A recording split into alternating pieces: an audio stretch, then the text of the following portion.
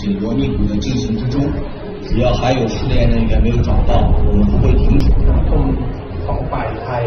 หรือฝ่ายอื่นๆก็ล้วนแต่เต็มไปด้วยข่าวที่จะต้องไปพิสูจน์ทราบนั่นก็คือมีข่าวดี我们跟开方密切的协商，也就是确保这些遇难者的家属来了以后得到及时的接待